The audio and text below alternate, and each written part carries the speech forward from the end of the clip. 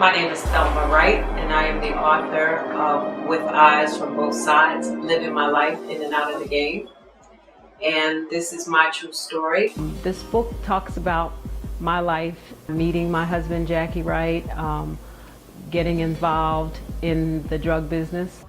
I talk about being in crazy love, and I call it crazy love because when you're young, you're in love and you feel as though you need to do whatever to appease your mate. You know, that moment when the police officer told me that was his body in the house, I immediately went into shock.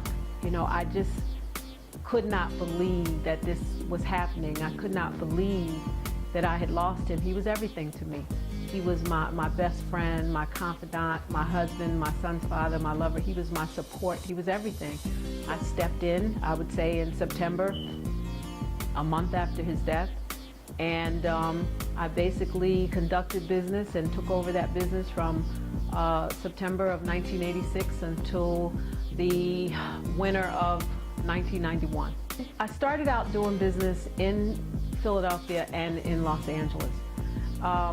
Eventually I started doing business in Cleveland, Detroit, Florida, and San Francisco. I started out with the heroin, and I went from the heroin to the heroin and cocaine. I started doing a lot of the cocaine business. I probably, maybe moving 10, 15 keys a week. And I know people think like, well, why would she do this after her husband was killed and he was killed about drugs? Because you always think that you're going to do it different. You always think that you're going to do it better. And so it doesn't happen that way. It all comes around the same way, and that's exactly what happened. The reason why I got out of the drug business was because things started to fall apart all around me. A very dear friend of mine was killed. A night we were out, it wasn't meant for him, but we were in the wrong place at the wrong time. Within 2 weeks, someone that I was doing business with was arrested. I could have gotten a conspiracy case from that. And then within 30 days of that, my drug connection was killed. She was murdered. She was in the wrong place at the wrong time. I didn't think about the repercussions. I didn't think about the problems that I was creating, in Philadelphia or in these other cities at that time, because when you're young, you don't think about that. I think about that now.